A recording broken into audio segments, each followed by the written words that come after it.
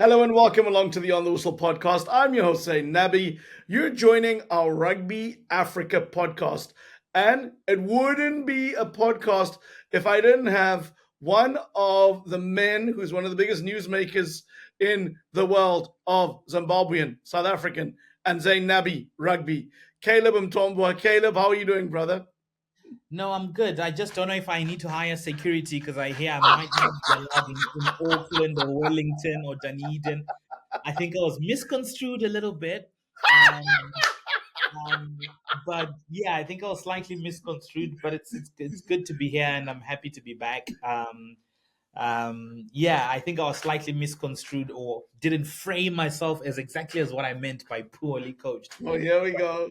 He's But walking himself back, but we'll get to that. We'll get to that in a second. But Caleb, it's great to have you back on the pod. For those of you listening out there, look, there's only one story in town. We're previewing the Rugby Championship, and we will tell you South Africa's chances of winning. Of course, the tournament kicks off this weekend, and we'll be going through the Boks and Wallabies and what we expect from that game, as well as the All Blacks and the Pumas. It's going to be a fantastic tournament, one that has the All Blacks as the slight favorites by the bookies, but if you're going on rankings, the world number one team are the Springboks. The back-to-back world champs are the Springboks. So there's a lot there to play for. Caleb, but before we get the pod going and into the Rugby Championship, I'm going to start us with the mailbag because when you were on our last podcast, you explained to us why you thought that the All Blacks were poorly coached, and I take that phrase in direct quotes from you, and why Scott Robertson was perhaps letting them down. Well, we had a lot of reaction to that podcast, which was fantastic because you know what? We want to get people thinking, we want to get people talking, and we want everyone around our braai to tell us what they think. So if you're listening, please post a comment, leave a review, find us on our social accounts, OTW_podcast on X and Instagram, or just search for the On the Whistle podcast on YouTube and Facebook or whatever platform you consume on. But Caleb, let me read you some comments from some of our audience out there to your claims that the All Blacks are poorly coached. We have Uhuru77-T7X. The All Blacks have a discipline issue, but if they work on discipline, the All Blacks would wipe the floor with the Boks. We had MathV007 say, I do not believe this is true. He's referring to the assertion that the All Blacks are poorly coached. Robertson is a good coach. I can see the All Blacks are on the way up. If the Boks win, it's going to be very tough winning over there. The All Blacks play as a team and for each other. And then we had staunch NF6UD say, I'm an All Blacks fan here, and I totally agree. Robertson is doing very poorly. Caleb, let's bring you back into the mix. You say you might have been misconstrued. yeah, I think I am. The difference between poorly coached and saying Razor is a bad coach it's massive. It's as big as probably the distance between Cape Town and Johannesburg for those of you who've driven that place. What I mean by that is picking the right team for what the All Blacks will be best suited to do, number one. But number two, also making decisions quickly in test match rugby. That's what I mean. I'm not saying they're not well coached. I'm saying horses for courses. In the last two seasons that he's had the All Blacks, he hasn't made the right choices. And that's expected from somebody who's in his first big gig international job-wise, right? Mercurial Crusaders team he coached. So they're going to win 7 back-to-back is historic, but that was a Mercurial Crusaders coach. And when you also coach in club rugby, you have the whole year to build a culture, build a team. We've seen what Johan van Graan has done. We also saw with the likes of Graham Roundtree when they won the URC with Munster, John Dobson in Cape Town. So you've got that longevity. You can build a squad and you can plan it. Whereas international rugby, you can see with Joe Schmidt, he just played the Lions tests. He's 2 weeks in and he's going to play the World Champions. There isn't any that much time to correct things, but also correct them very quickly, but also playing to your strengths and also analyzing the opposition, which is why the discussion about whether the Springboks, this current Springbok crop of 2019, 2023 is the greatest team of all time. I don't think so. I think they're the greatest tournament team of all time. I think the All Blacks 2011 to 2015 are the greatest I would argue, sports team of all time. I mean, look, So, you're coming on launching bombs already, Caleb. That's going to get a so, lot of discussion. so the context there being the Springboks can turn things around very quickly, largely because that coaching team is experienced in doing that. Yeah, I just Razor finding his feet as an international head coach. We saw with Adi Sevier at 8, then switching him around. David mm, McKenzie, Borden Barrett. Now there's Richie Moonga, where he's also made it clear in the last 2 years that he always wanted Richie back. Always. So, there's that man management thing where Rassie wouldn't say, when you've got two tens who are fighting for the position, to say, you know what, my actual 10 is this person. It sounds a bit like some friends of mine who I know back in high school who were dating somebody else and say, I'm dating this one, but I would have loved if this one hadn't moved to another school. So it's a little bit of man management that I think Razor will learn, and he's probably already learned his craft as he goes on. So it'll. I think the bookies are right, but we'll get into that. look, Caleb, it would be remiss of me not to pick you up on one thing, because I know it's going to engender a lot of debate. The fact that you've said that the All Blacks are the back-to-back 2011 2015 team are Yeah, the greatest of all time, and you make the case that 2019 and 2023 Boks are the greatest tournament team. But yeah. I would argue, and again, this is for another pod, but just to be the counterbalance, I don't think you get to be the greatest team of all time when you win a World Cup at home, and you win because Craig Joubert messes up a decision in front of the posts that, had that been anyone else other than Richie McCaw, if that had been Skulk Berger or if that had been David Pocock, they wouldn't have been given the same treatment. And then France have their first World Cup. But again, it's a pod all on its own here. And Joubert has said that he messed up that call, and he should You have know, and he should have made it and pinned I Richie, and France go I back as the champs. if you look at their win record, I think Richie McCaw in that time played over 100 tests and only lost like 15 Mm, outside of mm, those two mm. World Cups. It was their consistency over a period of time from 2010. We would we would celebrate like crazy when we beat the All Blacks in 2008 and 2009. And our team was mercurial. Victor Medfield, John De Villiers, Brian Abana, JB Peterson. Mm. That's how good that All Blacks team was. That even those guys find it priceless to win in New Zealand, to beat New Zealand, let alone in New Zealand. Why I don't buy the Craig Joubert argument is because the moment you play and love the game of rugby, you concede that there are a lot of variables that the men in the whistle are going to have at an encounter. It could be at the favor of the opposition, it could be in your favor. One could argue the Springboks had a little bit of coals go with them with Wayne Barnes in Paris. One could also argue that in 2019, when Francois Lowe won Sure. that 10 over, that Andre Pollard kicked over, that penalty, somebody else could have said Andre Pollard was Francois Lowe was off his feet. There's a Quacker Smith turnover against France that we later win the ball and we kick it The, out. the, That's the penalty. difference is this was so blatantly the wrong call, Caleb. I, This wasn't even a debate. Like my me as an I amateur understand. ref I'm in the not Durban saying leagues could have called that. I could have called that with the worst division rugby you could imagine. But listen, I accept your let's argument. You're a smart guy, and this is a pod on its own. But I respect why you would say that that is the greatest team to have existed. I am giving you the counterpoint of the South Africans. One final comment before we get into the pod, Caleb. We had Johan Blicknote, and he said, "Guys, I've watched Test rugby since 1960. That's a long time, Johan, yeah. and followed just about every rugby pod. This was a fantastic, balanced discussion, adding meat to the bone with some nice humor. Thanks, Courtney, for mentioning American football and Formula One. I will use it in future. Donkey." So, thank you guys for all of you who listened out there. Please hit us up on our social media accounts. Talk to us. This is your community. We're not here without you. We don't always get it right, but we like to give you perspective and argument and, of course, a discussion because everyone is safe and validated around the braai. Caleb, there's lots that we can talk about, but let's start off by talking about the Wallabies. They are much improved after their 2-1 series loss to the British and Irish Lions. Mhm. How do you see this Australian team coming to South Africa? There have been some Wallaby legends, I think, like Jeremy Paul, predicting that the Wallabies could win. I'm Yeah. not in that camp. I don't believe they've been truly tested. I think they are an improved team, but let's not forget that the series was over before they won the third test, where there was really nothing to play for. And you could see that with the Lions. They pretty much were blown away in the first test. And yes, they fought like a team under pressure, fighting for their lives in the second.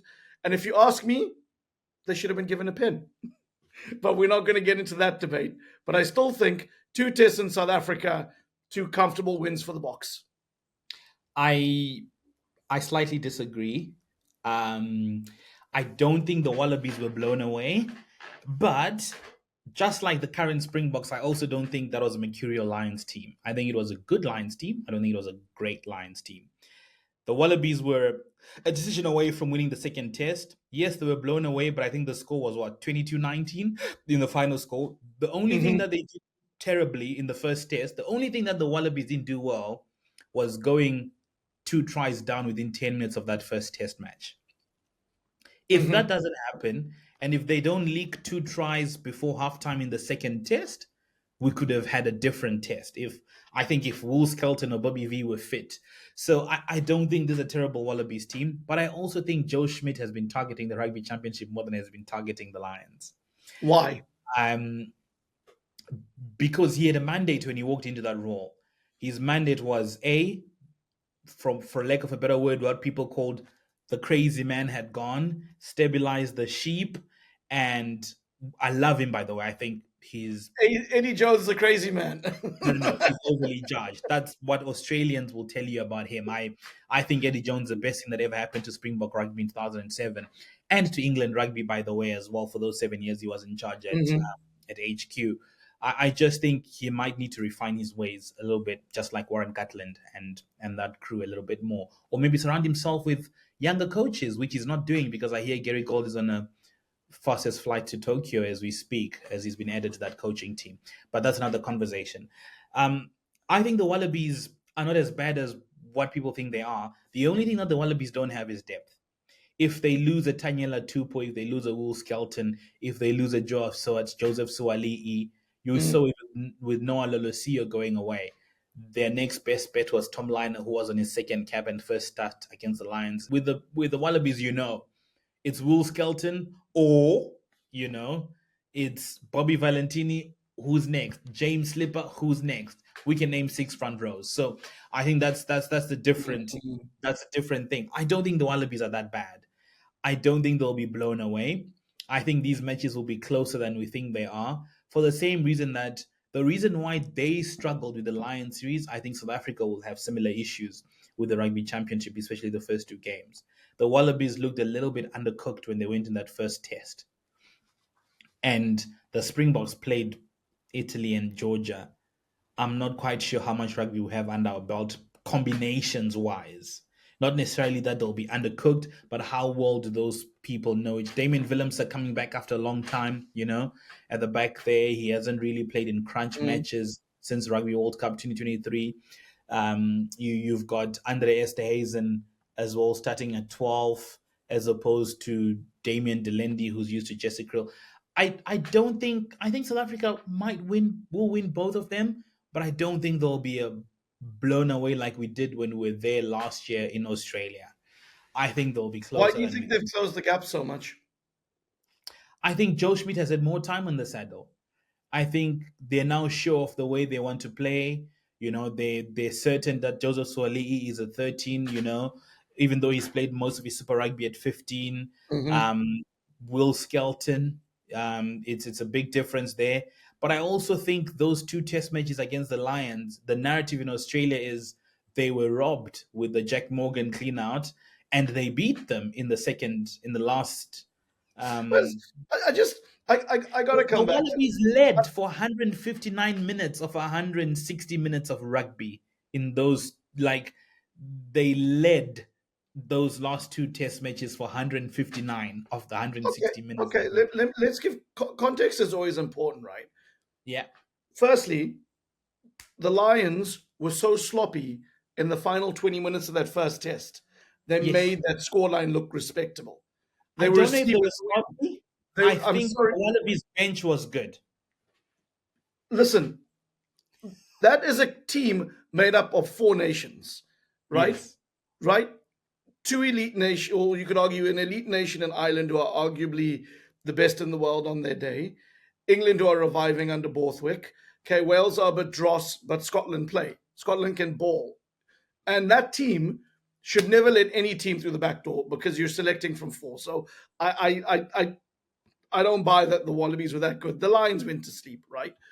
Second test, my opinion, again without seeking to, I think that the ref made the wrong call. Right, I'm in line with where the Wallabies were, but the third test, which would have been the one to really gauge if this Wallabies team have improved or made the jump. The Lions had been drinking all week. I'm not like, come on, like this is not a test. That's like a Barbar's game. I just don't take it seriously. I'm sorry. I don't know. The Lions players have 1 foot on that plane. They're done. They've got the series wrapped. They've got there's no intensity there. Like there isn't. Let's like. Do you not remember third test when it comes down to this and there's nothing to play for? Come on, Caleb. Come on, Caleb. I don't agree. Those guys were on holiday in Ibiza before they left. I think more of the issue was the Lions were not as good as people thought they were, and Australia just gradually improved. No, I agree. I don't think it's. I think it's one of the weaker. I think it's one of the weaker Lions teams that's been out there. I'm not in favor of it. What's weird is Australia suffered the Lions syndrome of cohesion, which is usually what the Lions struggle with. The challenge with the Lions is always getting four into one, Yes. be cohesive. Yes. Whereas it seemed Australia were the ones that were undercooked. Because I think if they play as Samoa and Fiji twice and they have two run-ins before the first test, they have a shout. Yes. Yes. You know, well, let's bring it back to the focus, right? Which is the Wallabies box. I mean, Rassie's obviously selected his team. I mean, to me, it looks like he selected a starting pack, bar at 8, where his best pack maybe bar Sia having to fill in at 8, and then he's gone a little bit with an experimental backline. I mean, it's more of a mix and match, given you have the fact of Colby, who's clear to play, but they're resting. Polly's got a niggle, or they'll use him. They'll use him the following week. Like, what did you make of the team that he's put out for the Wallabies, Caleb?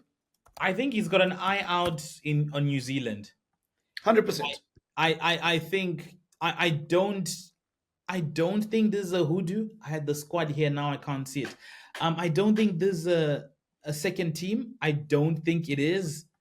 I think it's the best team he thinks is going to be able to play against Australia. I'm just pulling up my squad here.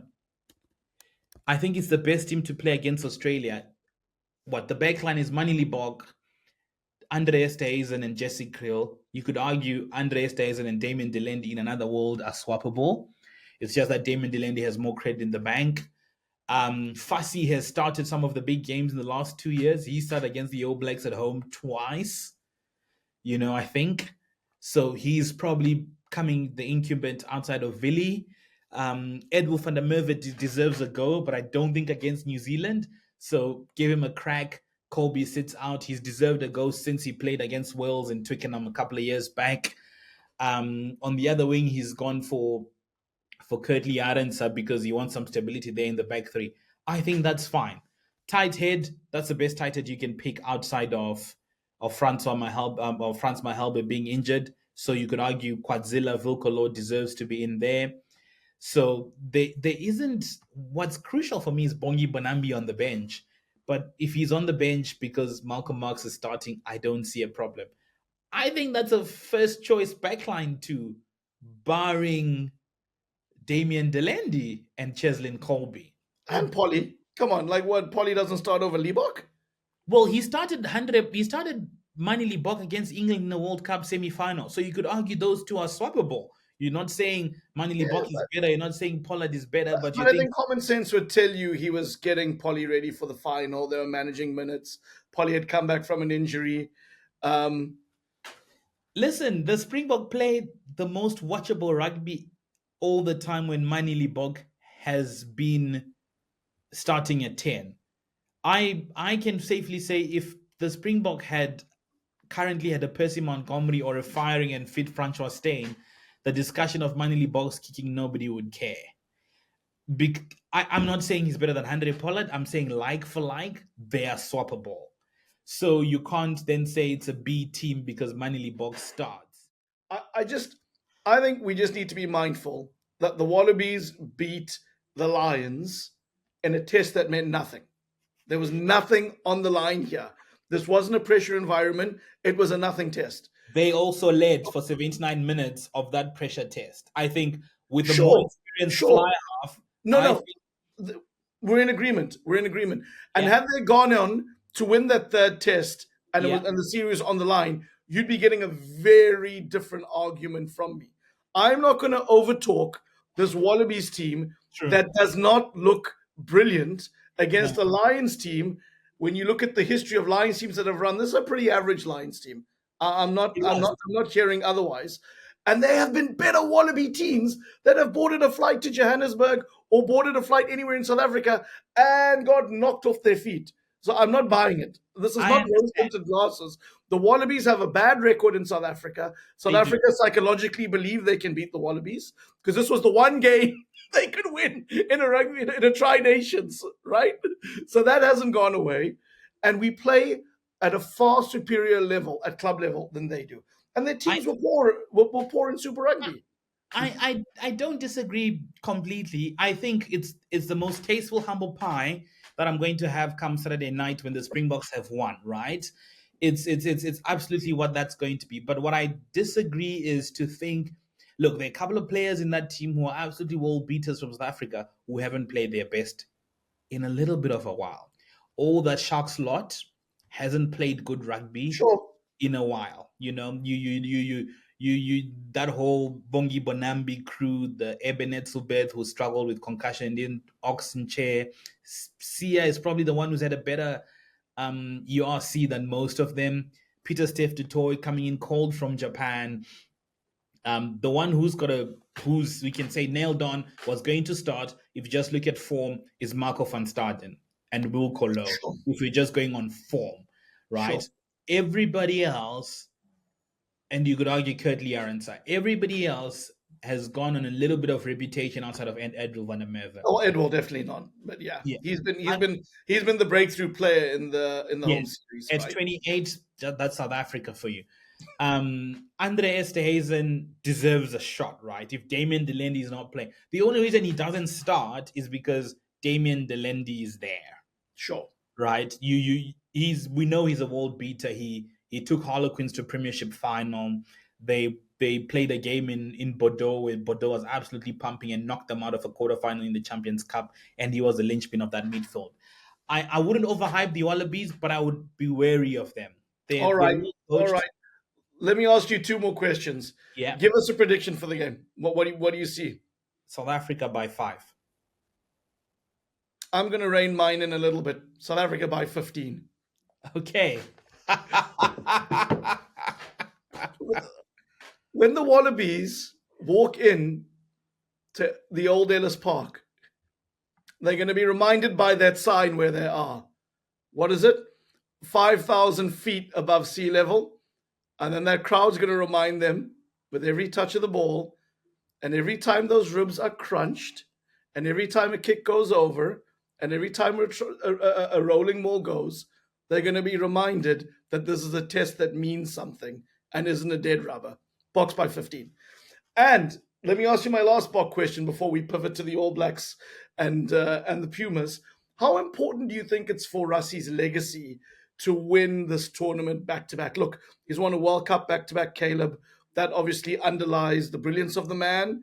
But to do it in the Rugby Championship, because I, for the longest time, have believed that the Rugby Championship and its precursor, the Tri Nations, were the hardest competitions to win in the world.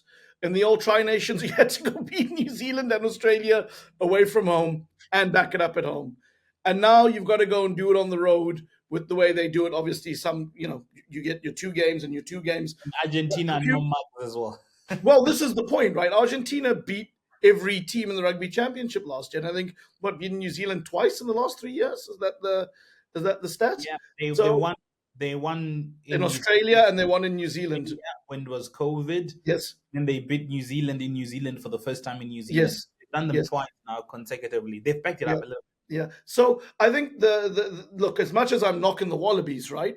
I Yeah. do think this is a tournament of elite level teams, regardless of where they might be sitting in the World Rugby rankings. So I would argue for legacy, he's got that. But just to underline that he is the coach of his generation, doing this, I mean, really shows that he's turned the aura of invincibility to the Springboks, and that Eden Park game that we all look forward to later this year is I all don't part think of South that Africa Rassie will win that, legacy. though. Sorry, I don't. go on, Caleb. I don't think South Africa win that. I think this will be Russ's highest achievement outside of the World Cup if he wins this rugby championship. He's been able to cook up some wins against New Zealand on a one-off, especially in New Zealand. We Yep. beat them twice at home last year, but they were shaky. Razor Robertson's first season, going against a master with a well-settled team. Nobody expected New Zealand to come and win those. Nobody. I don't think. I think, and I was quite disappointed that they were as close as they were. But it also Yeah, shows, they were closer than I thought as well. I agree with you the that. All Blacks are a good team.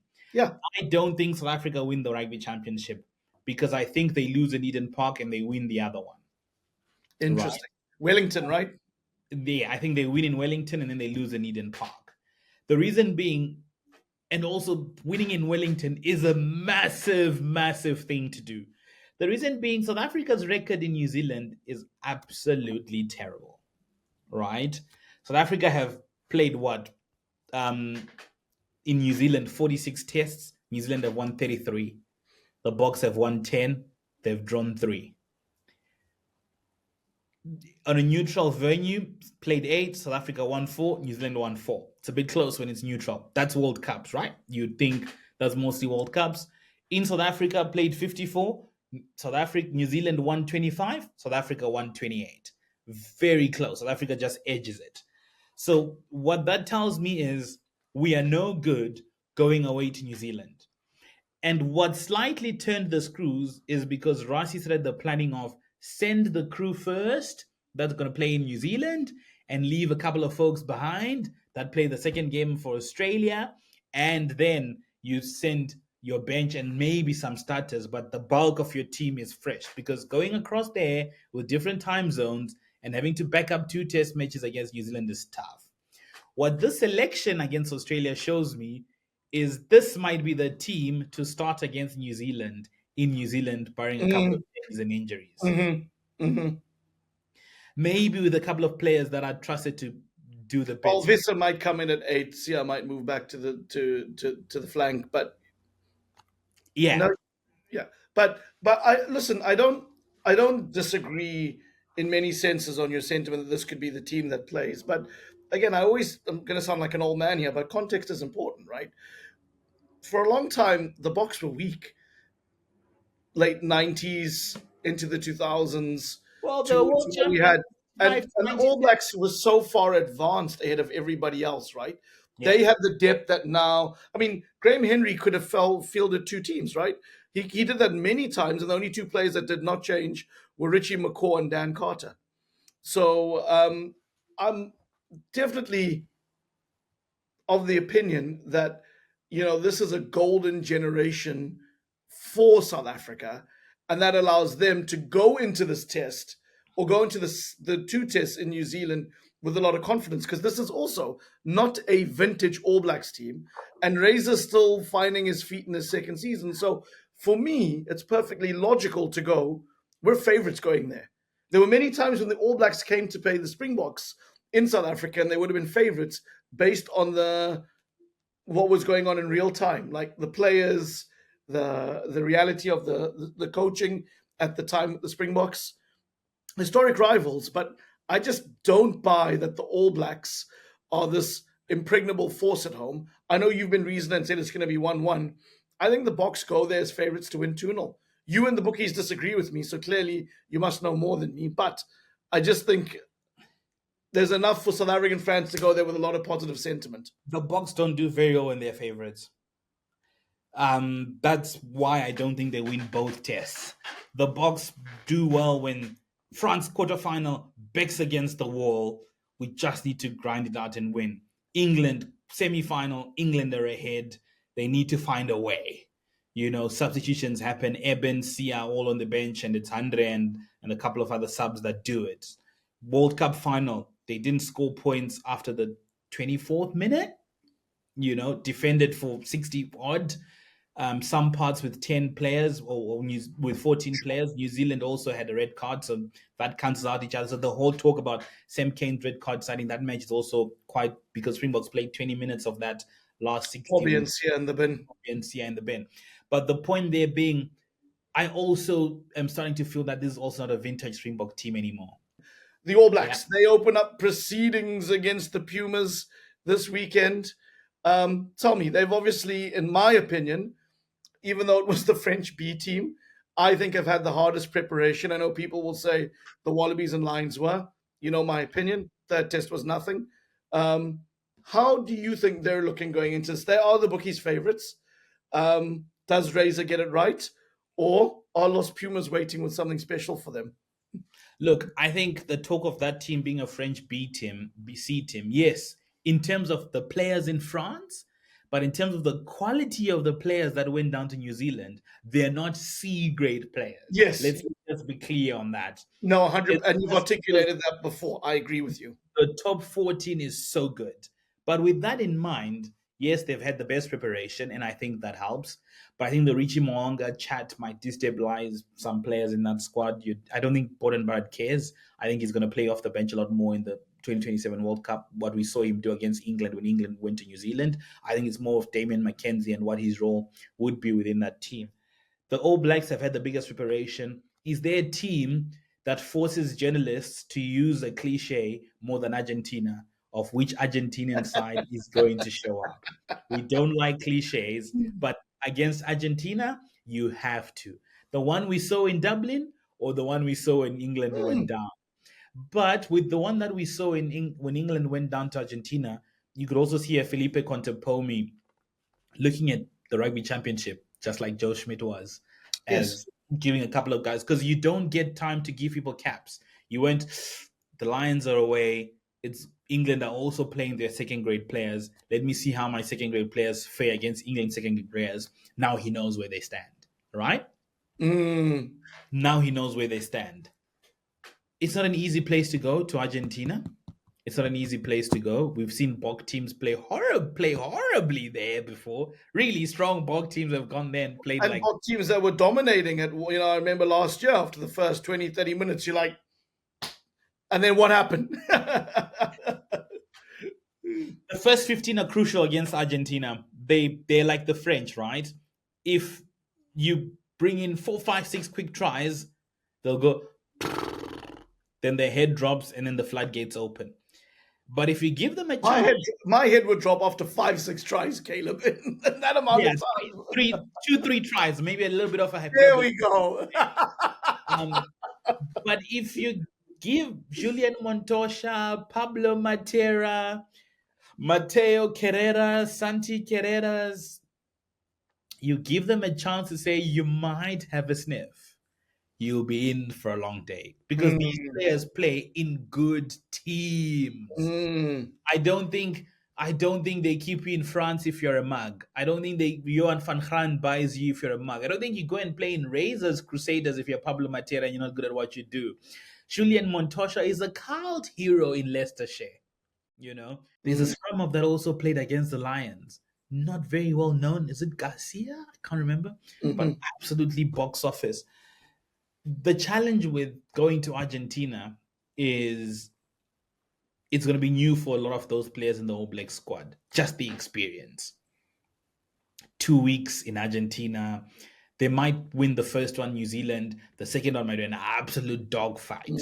Or the first one might be an absolute dogfight, because I've never seen Argentina back up 2 performances in a row. They need a holiday in between a good performance, and they come back again and reset. I think New Zealand win both, but I think they'll be mightily close. I think Argentina beat Australia, but Australia do well in South Africa. By virtue of Australia doing well in South Africa, softens them up for everybody who plays them later. So that's what my thinking looks like. Because if you look here, you've got Australia, South Africa in the first 2 weekends. And then you've got week 3 and 6. It's Australia, Argentina, Australia, Argentina. I think Australia lose those two. Oh, interesting. I think Australia lose those two, and then they come back for the Bledisloe because they're surely targeting the Bledisloe. Interesting.